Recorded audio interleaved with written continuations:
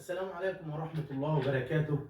أعزائي المتابعين، النهاردة هنكلمكم عن المتغيرات اللي حصلت على قانون الأحوال الشخصية اللي هو قانون الأسرة. وطول قانون الأسرة على ما تصدق عليه من مجلس الوزراء، وحاليا أمام مجلس الشعب لإصداره، وعايزين نتناقش في بعض التعديلات اللي تمت في القانون ونعرضها عرض تفصيلي، ونحب برضو نعرف رأيكم إذا كانت التعديلات دي منصفة للزوج أو للزوجة، أو بتتوسط ما بين الإنصاف للزوج في بعض الأحيان وللزوجة في أحيان أخرى. وسبب التأخير في قانون الأحوال الشخصية في إصداره إنه من القوانين الشائقة والمعقدة اللي بتحمل أساس المجتمع. يعني هو ملتزم بأصعب جزء في المجتمع، هو اللي بينظم حياة الأسرة من طلاق وجواز ونفقة وخلع، والعلاقة الأسرية كلها بتتوقف على التنسيق في قانون الأسرة. فقانون الأسرة من القوانين اللي محتاجة فعلا تدرس دراسة متعمقة، لأن بيترتب عليها كيان الأسرة اللي هي النواة الأساسية في تكوين المجتمع.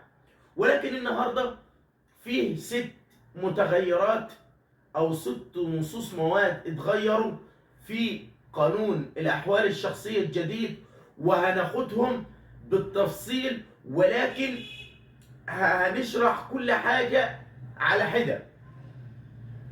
هنشرح كل حاجة على حدة.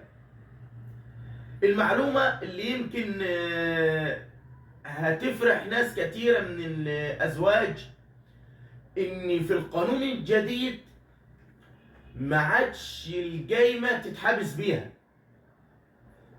يعني الجايمة ما بتترفعش دلوقتي جنحة وبتاخد عليها حكم حبس، فلو انت بتسافر مش هتعرف تسافر ولا تتحرك.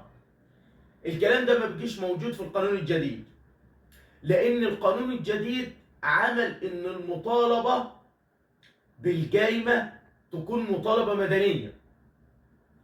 يعني جو انك انت في 40 يوم يصدر عليك حكم حبس وتتمنع من السفر وما تعرفش تتحرك اصبح امر مش موجود. رغم ان في النظريات المحدودة بتاعت بعض الناس شايفة ان ده شيء حلو. لا، انا مش شايفه شيء حلو بصراحة، لان الجنحة انت ليك درجات تقاضي. بتعمل معارضة وتسافر، بتعمل استئناف وتسافر، تسيبه وتعمل معارضة استئنافية وتسافر. فمش هي المعضلة اللي أنا شايفها إن هي فعلا بتتعبك. ده ممكن في واحد بيعمل نقد في جايمة فبتروح لأجل غير مسمى في القاهرة، شبه إن أنت بتخلص من مثلا القضية لمدة 5 أو 6 سنين. ولكن في الجايمة لما بتبقى مطالبة مدنية، لا، ده انت بيتعامل لك انذار وبيطلع يبتدي ينفذ، وتحتاج انك انت تنقل الحاجة اللي مثبوتة في الجايمة على عربيات وبتسلمها لها قدام باب المركز بمحضر رسمي. وممكن يعني ما تقول لك دي مش حاجتي وما ترضاش تستلم. تمام. النهارده لو فكرت انك تبدد حاجه معينه ولا بتاع واتعمل تبديد، ممكن يحطوا والدتك كحارس على الاعيان الجهاز بتاعت الزوجه دي، اخوك، ابوك، اي حد قاعد عندك في البيت، فبمثابه بيضيقوا الخناق عليك.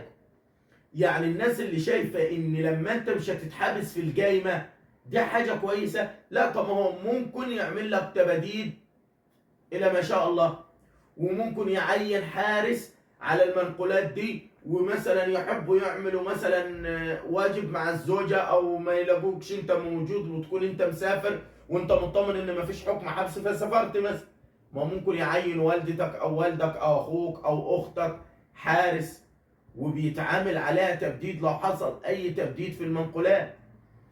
فمن وجهة نظري الزوجة مستفيدة، سواء ان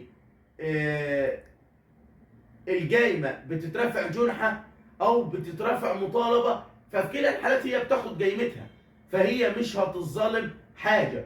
ولكن اللي انتوا ما تعرفوهوش، ودي معلومة الفيديو اللي جاي، ان لو هي رفعت خلع مش هيبقى لها جايمة خالص، لا مدني ولا جنحة. انتظروني في فيديو جديد ومعلومة جديدة.